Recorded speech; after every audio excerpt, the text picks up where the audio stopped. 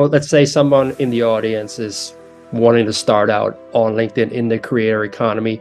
At the beginning, how often do you think they should post, like you, 5 days a week? I did 5 days a week. I don't recommend that to anyone anymore. It's just LinkedIn's become very, very noisy as well. It's tough to stand out, but I think understanding what you want to stand for, like what's your POV, like what's your narrative, and stand for something and like be strong about it, regardless if it makes people angry or not. Like if you believe in it, that's all that matters. And do it because you want to do it. Do it because like you're getting joy out of this. Because when it becomes start to feel like a job, trust me, I've been there, I've been burnt out, and like it just doesn't become fun anymore. And you have to be okay with stepping away and doing breaks occasionally because it's a grind and you have to figure out what works for you. Is it posting 2 days a week? Maybe. Is it posting 5 days a week? Maybe. But don't just post to add to the noise out there.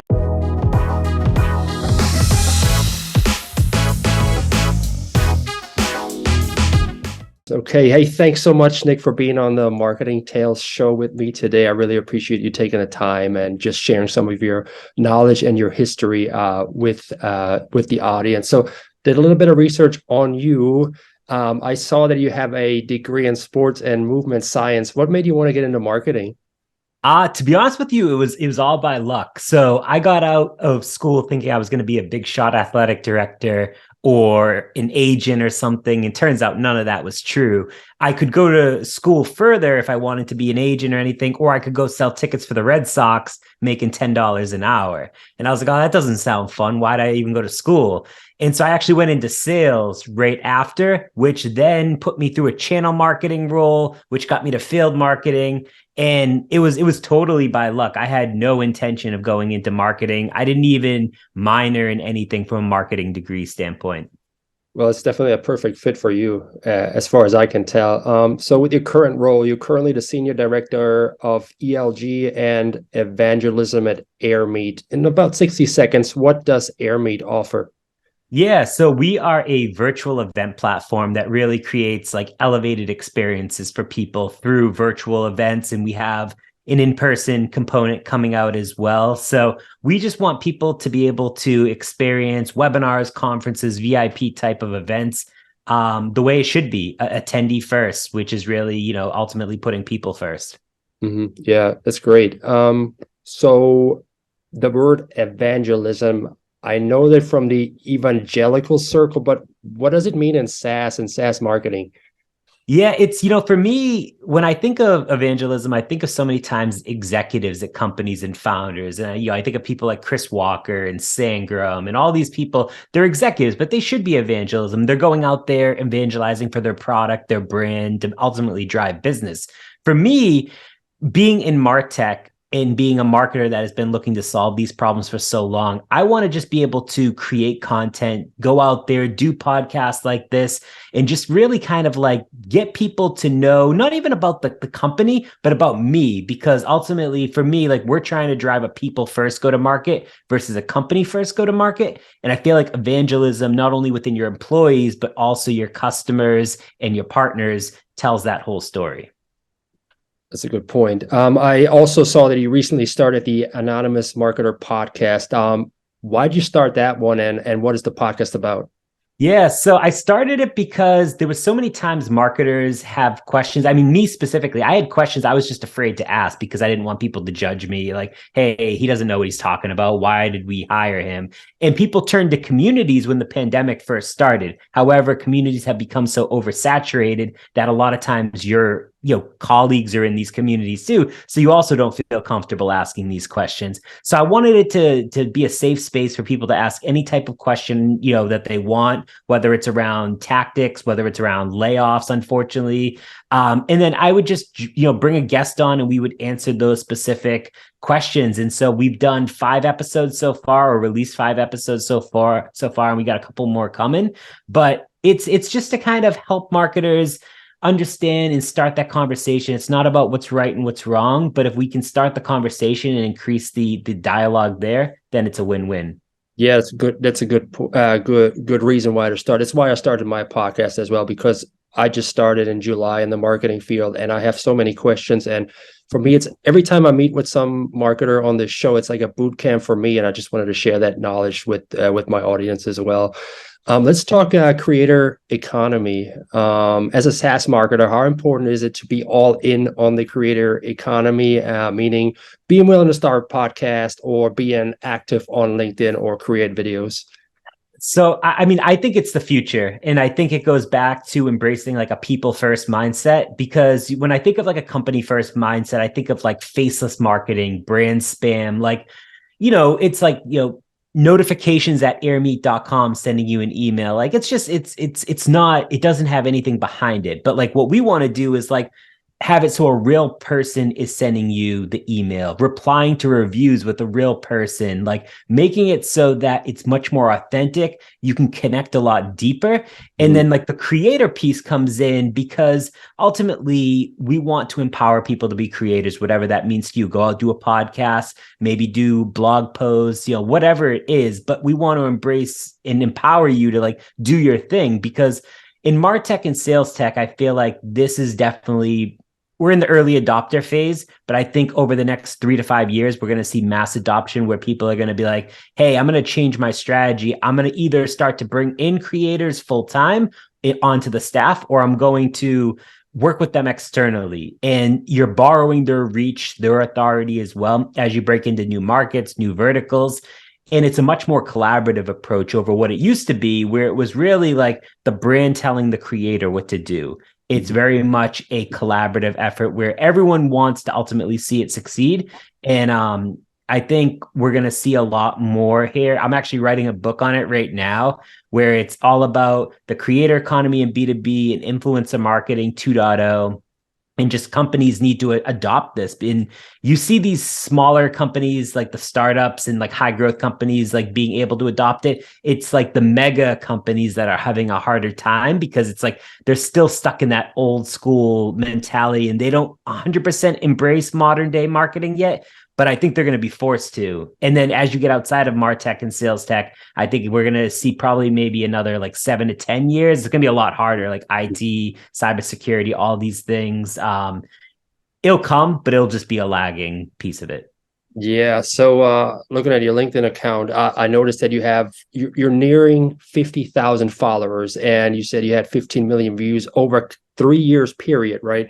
But when did you start your LinkedIn account, and when did you, or why did you start getting active on LinkedIn? It's a really great question, because it'll actually, we're in March, so I have started 3 years ago, actually, like to the day. And so I was in Laguna Beach. I was working for a company called Cleary. And so my boss at the time, Kyle Coleman, who's very well known on LinkedIn, he's the SVP of marketing over at Cleary. He was like, yo, hey, you should post about, failed marketing. No one's talking about that. 650 million users at the time. No one talking about that. And I was like, oh yeah, that's true. There was so many misconceptions about what it was.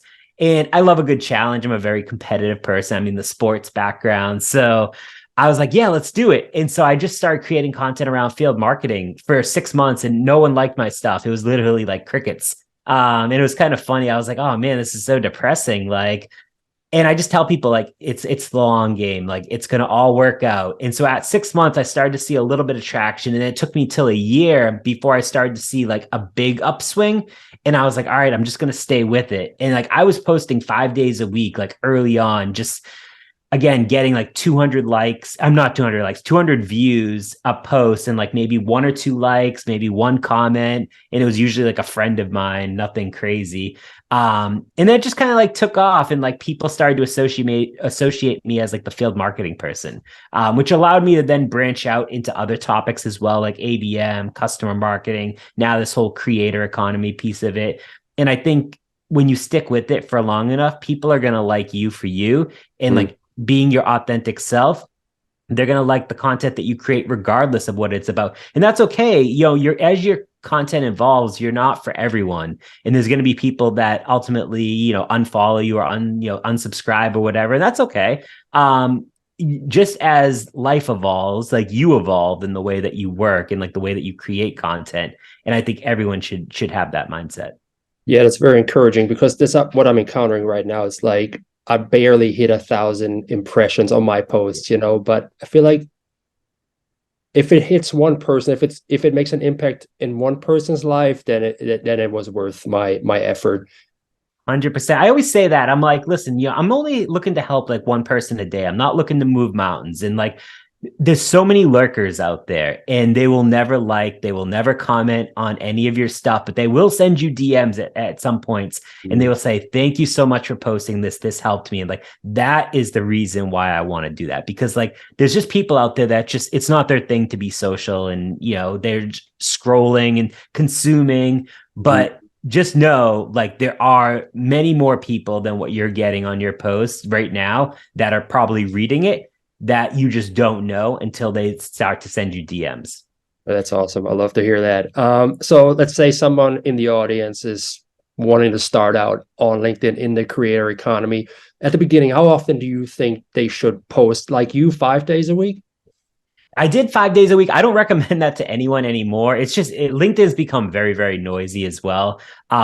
It's tough to stand out, but I think understanding what you want to stand for, like what's your POV, like what's your narrative, and stand for something, and like be strong about it, regardless if it makes people angry or not. Like if you believe in it, that's all that matters.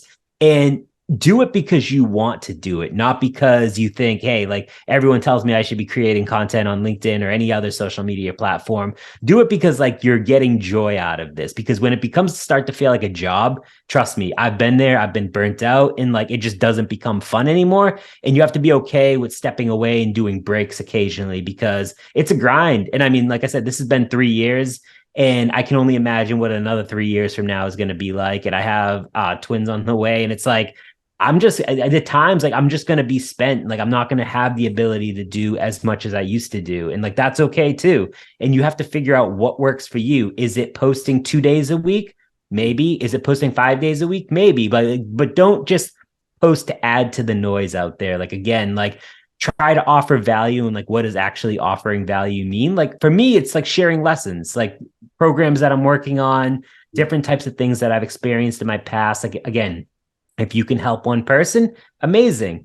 But the one thing I would say is find 10 to 15 other marketers or whatever profession you're in, and, make note of when they post, because they're probably already creating content. You look up to them because you've probably seen their content, and be one of the first people that actually goes and comments on their posts on a regular basis. Because what you're going to do is you're going to organically start to build that base back to your own page before you start to even create your own content. And that will help fuel a lot of like the posts that you want to create just from commenting on other people's stuff.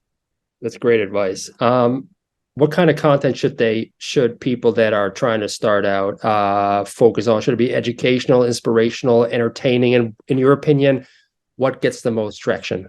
I would say educational. I think that's one of the big things right now. Like I said, for me, even like today, I still really enjoy when people are talking about projects that they're working on. Like I read one today, a post, and it was all about LinkedIn conversion ads, basically. And like they were talking about conversions and like what's a better ad spend based on a project they were running. And like for me, that stuff is so interesting. Like I may not be working on that specific project, but like if I can take 1 or 2 things away and like share it with my team on like how to do this better, I think it's amazing. So that's the biggest thing that I enjoy. Like ultimately, people are gonna like whatever you put out there. Like there's some people with over 100,000 followers that could say the sky is blue, and they'll probably get like 500 likes on it.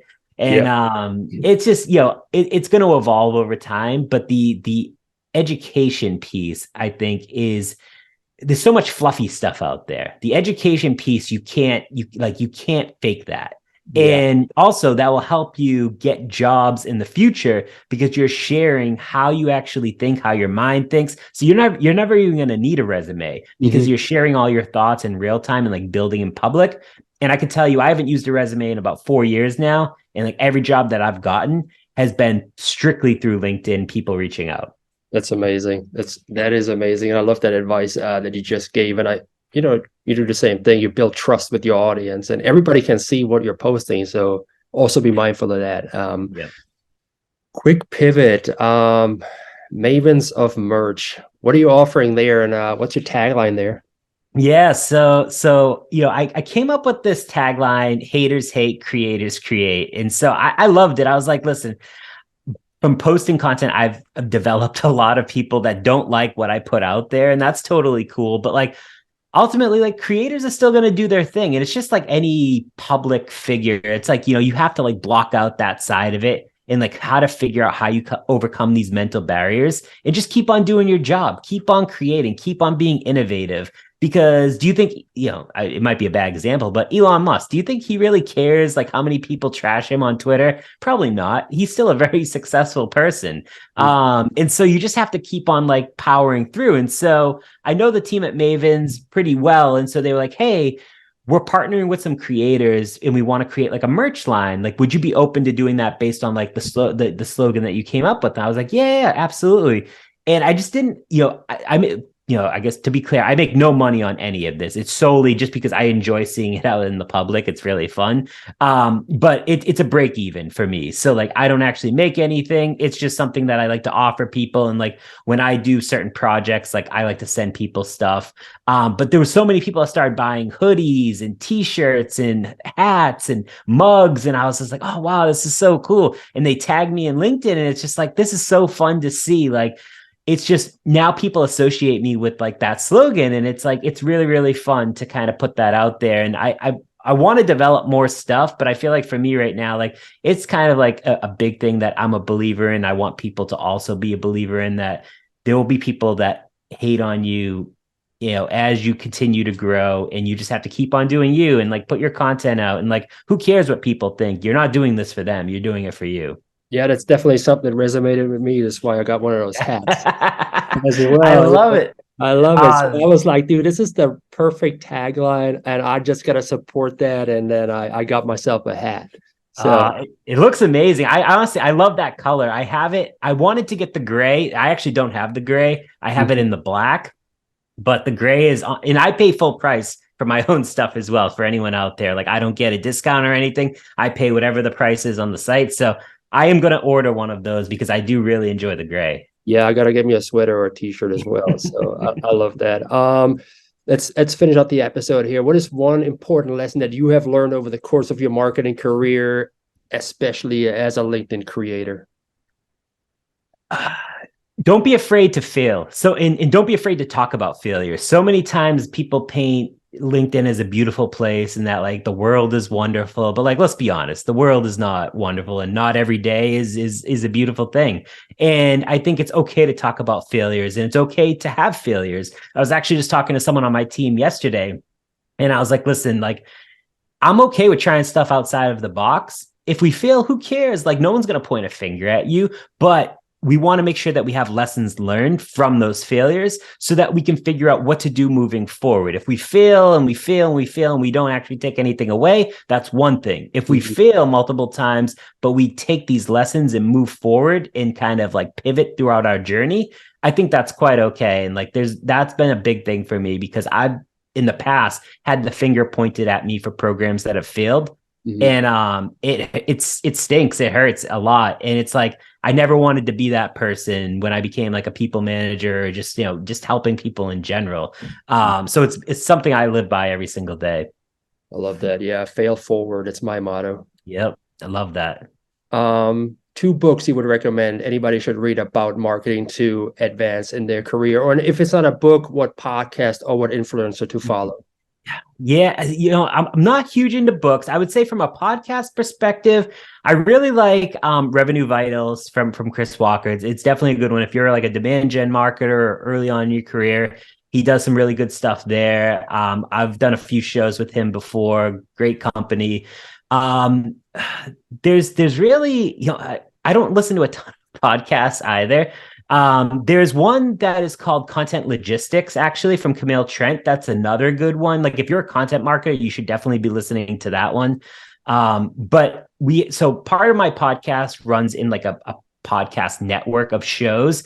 So there's a couple of us. It's myself, Camille Trent, Aaron Balsa, Christina Brady, Brett McGrath from The Juice is now in there. So like, again, like we put out like high quality stuff, and like we kind of all support each other. So I would say that, and the another one, the Marketing Millennials is another good one. Daniel Murray, a good friend of mine, worth checking out too.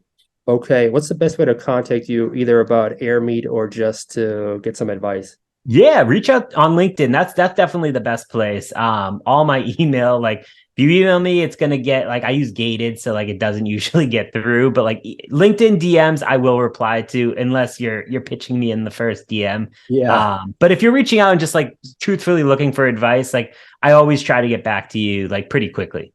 Okay, that's great.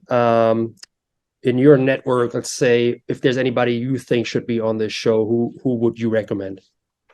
I would say Pete Larenko. So he was a mentor of mine, and actually I brought him into my previous company, and he was my boss.